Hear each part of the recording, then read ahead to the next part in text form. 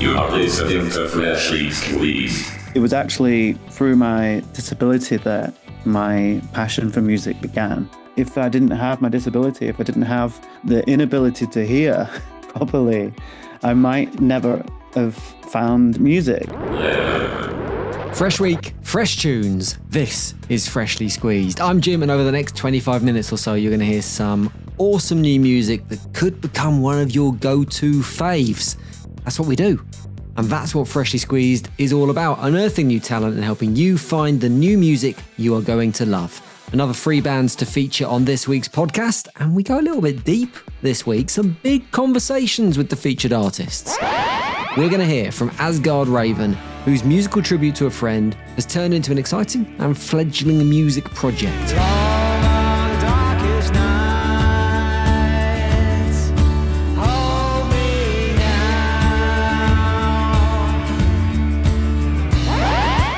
I'll be picking up with MOSAICS, who mix light and shade on their new EP.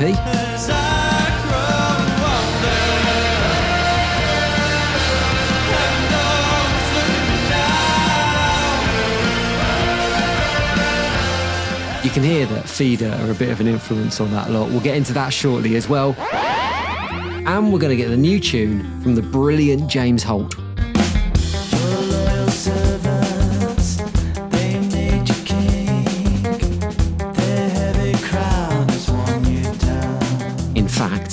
That is where we're going to start. Straight into it, because James is waiting in the wing. Great to have you on the podcast, James. Great to be here, Jim. Thank you for having me. So we're going to talk about the brand new tune, which I think my grasp of the English language is frail at best, but I think it's Sanguine on the Rocks. Is that right? That's right, yeah. Nailed it. Good. So it feels to me like this tune is in a slightly different direction musically to where you've been before. When I think of your tunes, I always think of that kind of 60s Beatles sound. And this still has a retro feel to it, but it feels like it's going in a direction more akin to something like The Doors than the Fab Four. Oh, that's interesting. My dad was a massive Doors fan. Maybe that's the influence then. But yeah, it's kind of very angular, very agitated. Yeah, I think it kind of makes sense now. It's kind of a vampiric song. It's about someone or having your energy sucked from you. I'm really exploring the kind of idea of using music to express different emotions and complex emotions. And I think writing like a little Beatles ditty wouldn't quite fit that mood. So I was going for something a bit more, like I said, agitated. And this is a result. It comes hot off the heels of your last release as well, which I thought musically was a little bit different. A Night on Blue Mountain, which kind of had this blues alt rock feel about it. And then I read that you were working with Adrian Busby on that one. He was producing, and he's obviously worked with the likes of Foo Fighters and Muse. I was wondering how much of that influence came from him, or what it was like working with him alongside him on this record in general. I mean, it was fantastic. He's just like full of energy. He called himself a hugger. He's definitely like a very warm guy.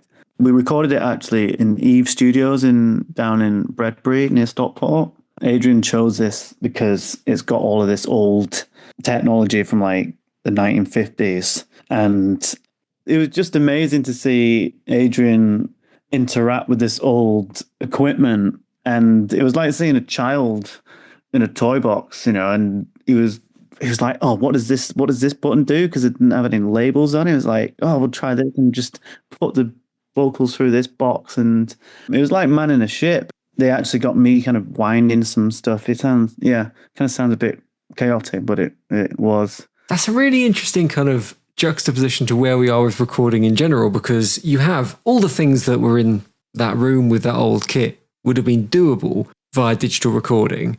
But at the same time, there wouldn't have been that level of experimentation because it's there. So you just go, oh, I want a bit of that. You press that button, you turn on that plugin, whatever it is. Here you've got something where it's like, it's experimentation, isn't it? I suppose, which you don't get so much in the digital landscape. Yeah. And it does have an extra spice. It's got a bit of something special about it that, like you said, you can just do it in a computer, but by doing it through this analog equipment, it's got a bit of extra, I don't know, there's not really, you can't really describe it. And even like say if we wanted to make the delay or the reverb change, we had to physically turn something to do it. Whereas on a computer, we just sort of press a few sort of keys on the keyboard. Some of when the effects change, it's literally me turning this machine and like turning this wheel on this machine to change the sound. And yeah, it kind of sounds like a bit of a novelty, but I think it adds a bit more authenticity to it. When you get into those scenarios and you're working with producers or people mastering the track or whatever it is, because you take on so much of the responsibility of a track yourself, you're writing, you're singing, in general, you're kind of playing every single instrument on the track as well. Is it important to have those people with you where it is a collaboration, where you can bounce ideas off each other, you can experiment? 100%, yeah. And the song, like the Blue Mountain song, that wouldn't have, that if I worked on that just by myself, it wouldn't have come out in the same way as working with Adrian, and he added his own sound, his own personality to the song, and that was what I was looking for.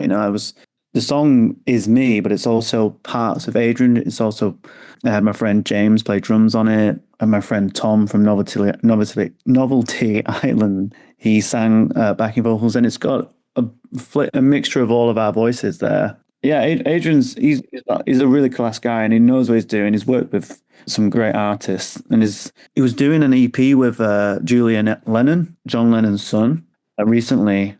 There must have been some sort of, I don't know what had happened, but Julian actually messaged me and said he'd like the song. So that was like an amazing moment to have approval from the son of John Lennon. Yeah, incredible. For those who are new to your work, they probably also don't know your backstory and the fact that you were born deaf, and it absolutely blows my mind whenever I hear any of your music. Well, it blows my mind that anyone can make music who's kind of like come from that scenario, but it adds a new layer of craziness given the complexity to the songs that you make. Do you think it changes the way you write? I mean, obviously it's just normal to you, but I'm sure you've witnessed other people in their creative process. Do you see differences between how they work and how you work? That is a great question. I'm amazed you've never considered it. It doesn't sound like you have before. It's a funny one, because it's like I could get quite deep and philosophical, but I don't know if we want to go down that route. But yeah, well, I think because I was born deaf, but I wasn't diagnosed until I was 5. So for much of that early period of my life, it was literally like I couldn't really hear anything, and I'd somehow managed to learn how to speak. I think just by reading lips and just imitating that. I think I just did a lot of imitation when I was a kid. And then when I was finally diagnosed and given hearing aids for the first time, it was like I was hearing the full spectrum of sound. And that was around the time that I became interested in music and playing the piano and creating music. And I had this sort of realization a few years ago that it was actually through my disability that my passion for music began. And as someone who, when I was growing up, had struggled with having a disability, and because I think when it's like that, you kind of think, why have I got this? Why me? And just discovering that link that I've got there has made it more meaningful for me. And it's, like I said, it is, if I didn't have my disability, if I didn't have the inability to hear properly, I might never have found music. Is it almost like the passion was born out of that moment where the world opened up? Perhaps, yeah. Yeah, exactly. And I think because of that early period, because, like when you're a child, like that's how you first develop your idea of the world, and it might change, but those initial thoughts and ideas stick with you. And I think because of that, the way I hear things and the way I communicate is different. Like I can listen to a song and I'd not know what the words are. If they had like full lyrics, I would not be able to recall it. I'd listen almost entirely to the music and the melody and what the person's singing, but not the actual words themselves, which means it's actually really hard for me to memorize lyrics.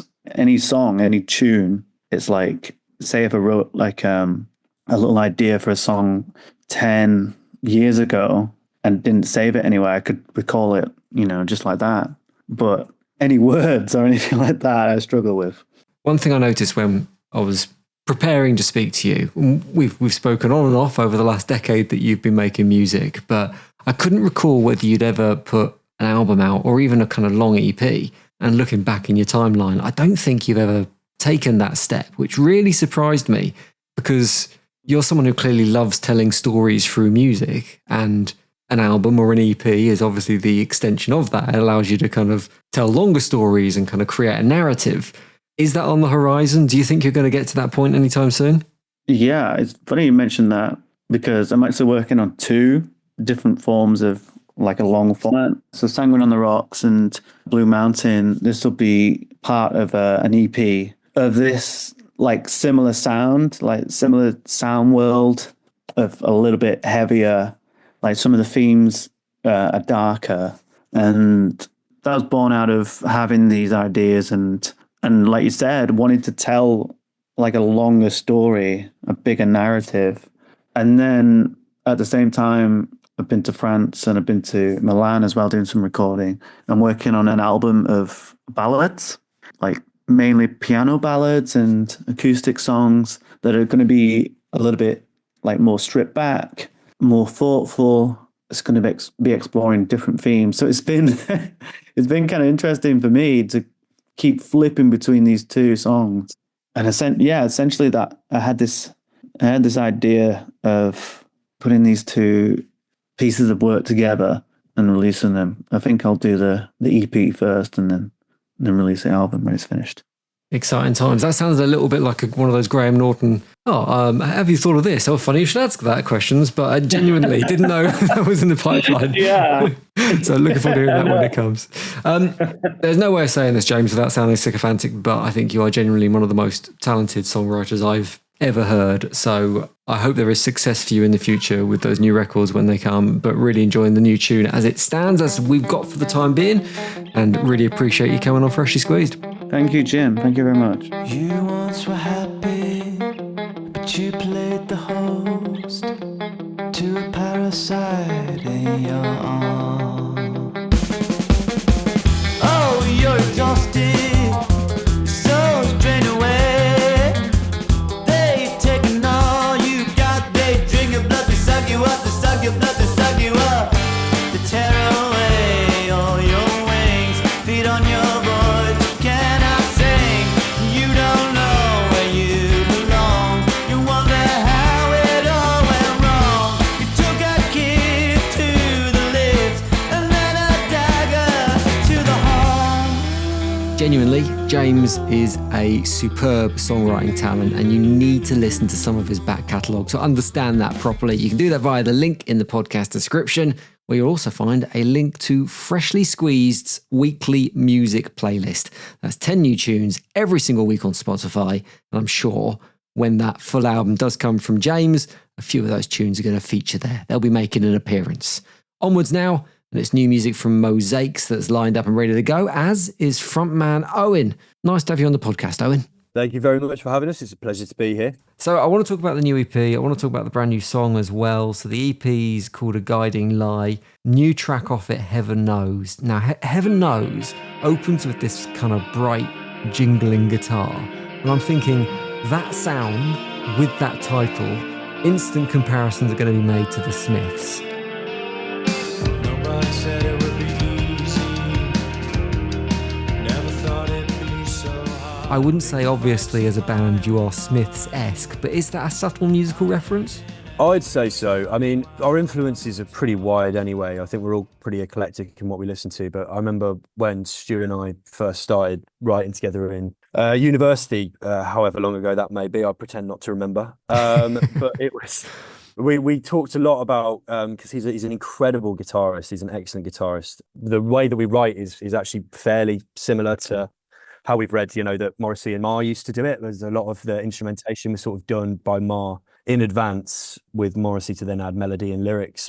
And weirdly, that didn't work. That wasn't necessarily how we wrote the whole EP. A couple of the other tracks we worked a little bit more collaboratively, but Heaven Knows was one where Stu had already got the music. So it's interesting that you pulled Smiths out there. I do also think it is a little bit miserable, that song. So it probably fits within that musical canon as well quite nicely. When you're writing in that style, how much of that is then a blank canvas when you get the music and you're going, right, what does this leave me with? And how much of it is, I've got the music, let me look at lyrics I've got jotted down, notebooks, etc., and you try and jigsaw it together a little bit? I think I'm a little freer with it, really. Stu, sometimes when he's written a piece of music, will also go, and I'm calling it this. And then that gives me a little bit to sort of go with as well. Godspeed, which was the opening track, and I guess the title track, because the lyric is in there. But he'd written that music already and gone, I think I want to call this Godspeed. And I was like, great, I can work around with that.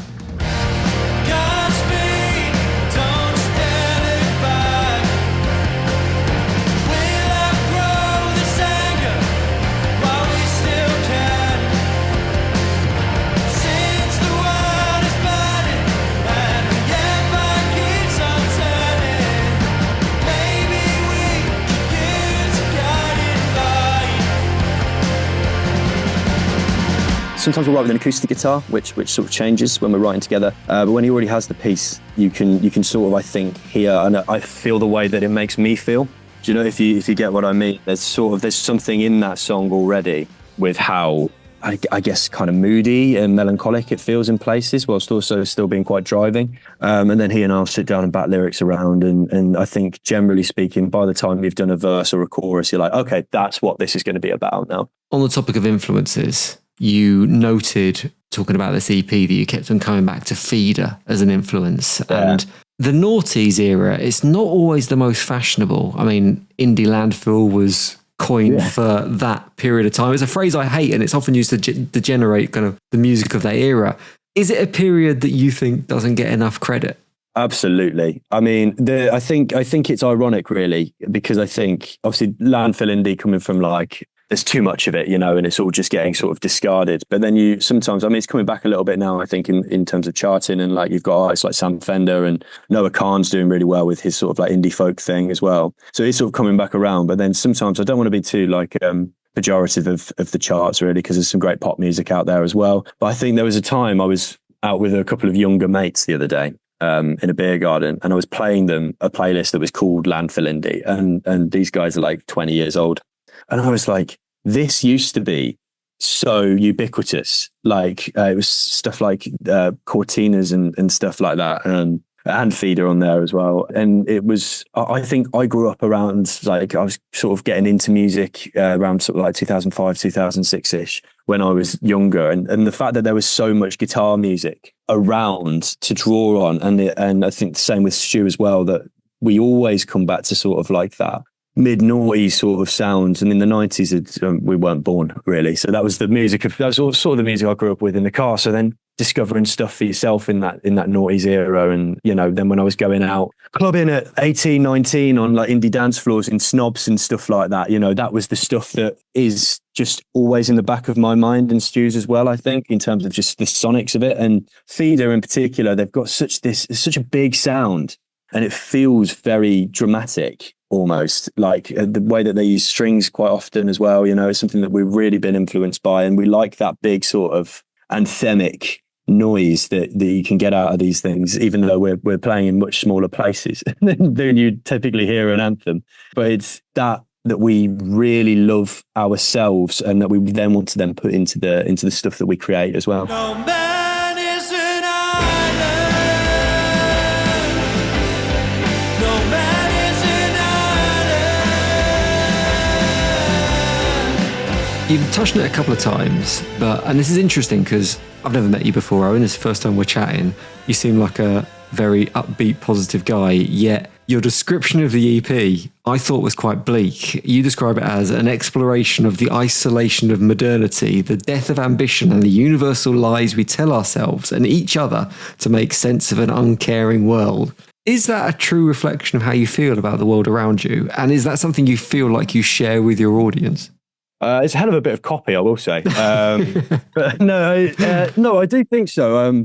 I think there's a truth to all of that, really. I am a reasonably upbeat and happy-go-lucky person, and quite extroverted, as I think you sort of have to be as a frontman in an indie outfit. But I think the way that I feel politically at the moment, I think, you know, in my mid-20s, and most of the people I know are in that sort of same boat. And Stu and I, part of the graduating class in the year of the COVID-19 pandemic. And I think from there, I don't think anything's properly ever truly really recovered from that. I think you can look at sort of like the hospitality industry in and of itself, the gig economy, and just economically, everything's a little bit tumultuous at the moment, I think I would say. And I think the optimism of generations previous is lacking somewhat. So I think there's hope in there. We try to put that in there as well. And we're not going into a sort of My Chemical Romance era of bringing emo back, although I'm sure that there are nights where Stu thinks that we could do, because we sort of both grew up on that a little bit as well. But the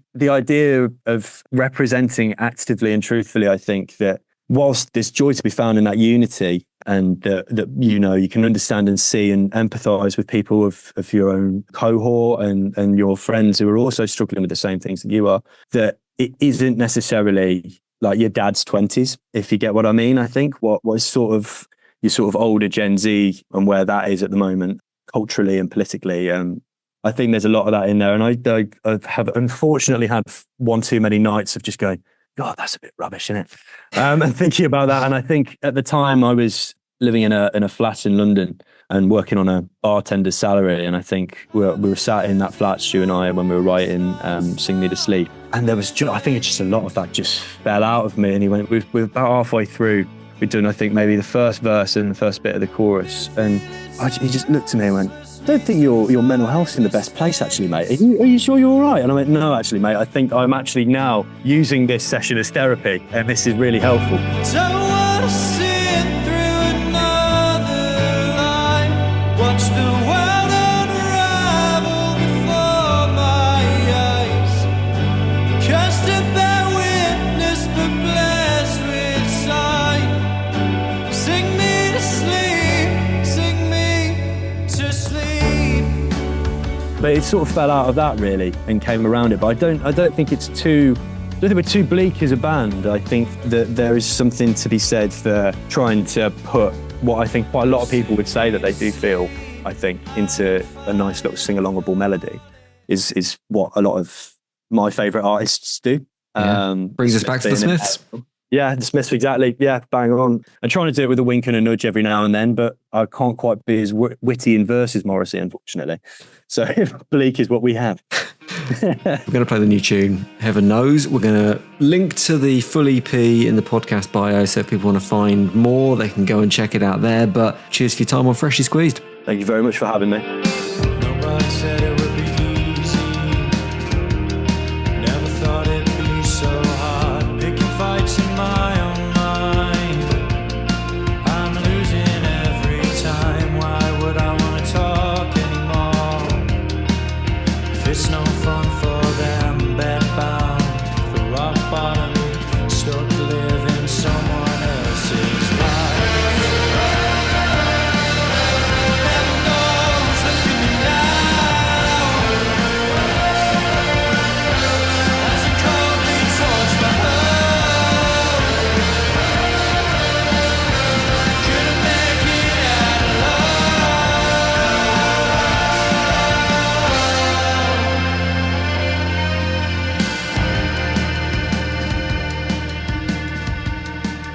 That's brand new music from MOSAICS, straight off the new EP, A Guiding Lie. And the link to that EP is in the podcast bio, as always.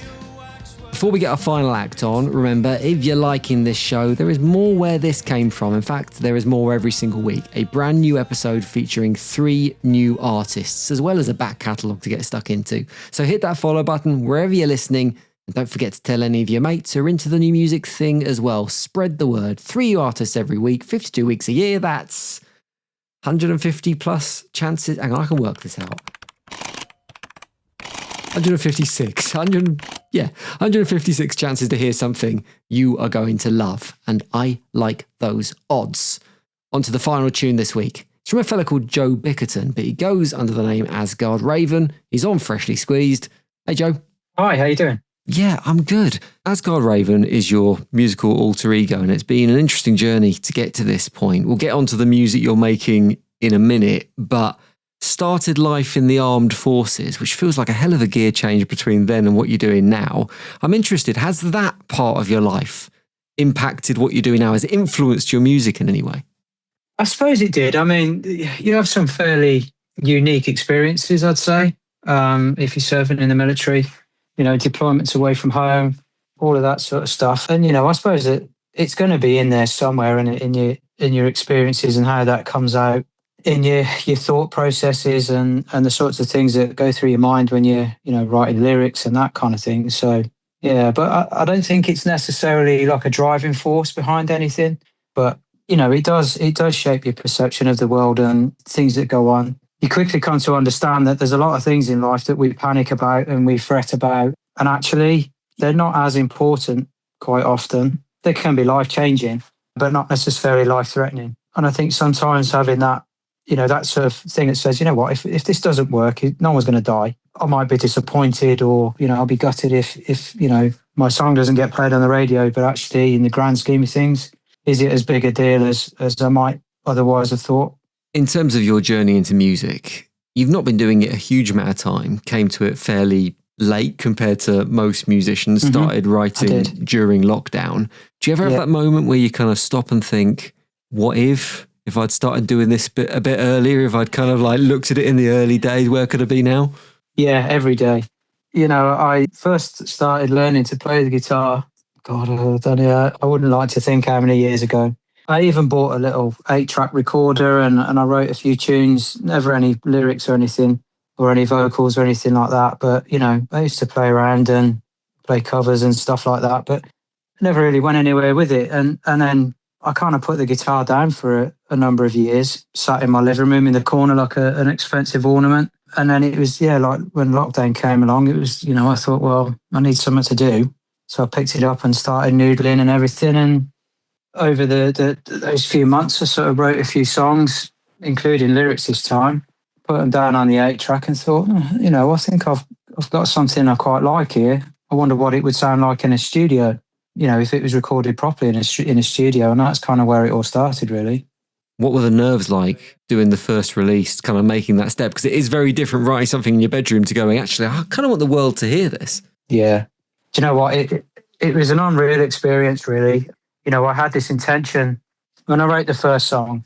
I had about 3 songs that I'd written that I thought might be worthy of recording in a studio. And when I first met Mark, my producer at the studio, I didn't really have any clue how it worked. I had no intention of doing vocals. I was going to do one song and that was it. And, Mark was super cool with me and everything. And he encouraged me and said, look, give the vocals a try, see what it sounds like. And, we worked with it and did a few sessions and came up with, my first single, Until Another Day, which was a tribute to a really good friend of mine who got killed in Afghanistan. And I was super proud of it, But the singing in front of somebody that I've only just met, playing a guitar in a studio while it's being recorded, and then ultimately putting that out in the world, it's kind of a surreal thing. No one's ever heard this stuff before. Now it's out there in the world for anybody to hear. And there's always that little thing, isn't there, that you just think, I hope people don't think this is rubbish. And,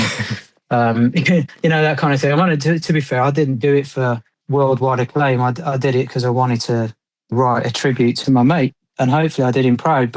And it's sort of, it's grown from there, really. And now, I absolutely love my time in the studio. It's such a great experience going from the first thing you lay down to building the track up. And there's always a moment during the production of a song where the first few sessions, you listen back to it afterwards and you think, because you're used to hearing your demo and you think, it's just not sounding right. It just doesn't sound great. And then there's a moment where all of a sudden you put that element in and it flicks over and you're like, wow, yeah, this is awesome now. I absolutely love that process.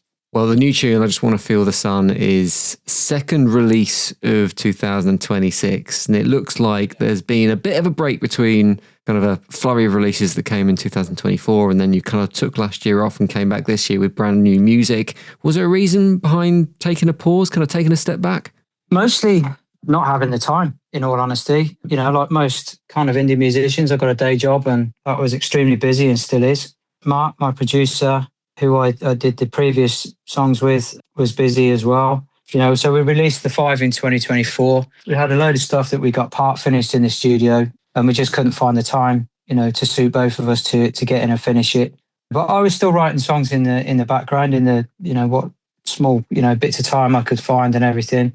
And in the end, the 2 that so far this year, I ended up recording at the Animal Farm studio in London with Matt Lebanon. So yeah, it's not an enforced gap, if you like, but kind of circumstantial, really. You might correct me if I'm wrong here, but from the outside looking in, it looks like you've used that time to maybe think about stretching yourself musically. When you look at Let Go, which was a single that came out a few weeks ago, I think you moved away slightly from that Britpop feel, those influences of the past, and maybe brought it to a more mature, psychedelic, slightly retro space. And when you listen to I Just Want to Feel the Sun, which we'll play in a moment, instantly I thought feels like Stone Roses with kind of elements of Turin breaks in there, which are things I don't think I've heard from your music before. No, it's right. I've got many influences, I suppose. They're quite a narrow band, I have to say. I will admit that. But, I do like a bit of blues, and I love a bit of country music, and, obviously Britpop, Oasis in particular have been, heavy influences in my music. But I've always wanted to include some of those wider influences in songs. And, I think, as you say, perhaps having a bit of a gap, a bit of a break, spending a bit more time playing around on the guitar by myself and coming up with new demos and stuff. Perhaps that did give me the opportunity to think, incorporate something a bit different. Yeah. It's still Asgard Raven, I think. Yeah, it's a step forward rather than a kind of like a different street. Yeah. In terms of Asgard Raven as a name, what made you take that decision to perform under it? Is it kind of like a musical alter ego you can step into, or is it a way of having a flexibility for a project that might in the future be a band project or could be a solo project? What was the thinking behind that? I was looking for a name because I think originally, I thought, well, maybe I'll be able to put a band together and we'll do all sorts of stuff. And, none of that's really transpired. But I think at the time, so we're talking, 5 years ago, I had this song. I hadn't really given any thought to what would happen when it came to releasing it. And all of a sudden I was posed with, what are you going to call it? And I thought, well, I've got to have a band name, haven't I? Or an artist name, if you like. And, the song was about my mate that got killed. Asgard Raven is kind of a nod to the Norse gods. Odin, who's the Norse god of the fallen soldiers and everything, god of war. And his ravens, Asgard's his castle, the ravens were his thing, So that's where that kind of came from, really. And I've just kind of stuck with it, to be honest. It's a cool name, and it kind of, like you say, it's got those connections with Norse mythology. But instantly when I hear the name, I kind of think of things like Game of Thrones and the kind of fantasy characters within that. So I wanted to finish with a little bit of a game, because I don't think you're alone with this kind of naming mechanic here. I'm going to give you some names, and all you have to do is tell me whether they are band names or whether they are characters from fantasy fiction. Okay, see how you get on with this. First one. Yeah, go on now. Shadowfax. I'm going to go band name. It's a character. It's Gandalf's horse's name in Lord of the Rings. Is Shadowfax. it really? I've never seen Lord of the Rings, so I'm at a bit of a disadvantage there. Yeah, that probably would have given you an edge, although I would have never guessed it was the horse's name either. Right, we'll try another one. Man o' War. Man o' War. I'll go band name again. It is a band name. Well done. It's an American heavy metal band. Quite well known, Man o' War. I've never heard of them, but funny enough, a lot of people have said they think Asgard Raven's going to be a heavy metal band as well. I think so, yeah. It's got that vibe to it. I didn't really think about that when I picked the name, but... We'll do another one. Nameless Things. Oh, God. A character. It is. It's a creature from Lord of the Rings that lives beneath the Moria. I've no idea what that is, but that's apparently the definition of it. There we go. Dark Star. Band. It's a dangerous knight from the Game of Thrones series. We'll do one more. Okay. Grand Magnus. I'd say that's got to be a character. It's a Swedish doom metal band. I didn't do very well there, did I? What did I get? 2 out of 5? You didn't disgrace yourself by any means, but that's not the important thing. The important thing is the brand new tune, which you're going to play on Freshly Squeezed now. Like I said, it's called I Just Want to Feel the Sun. We'll play it next. Joe, nice one for coming on. And thank you for having me. Much appreciated.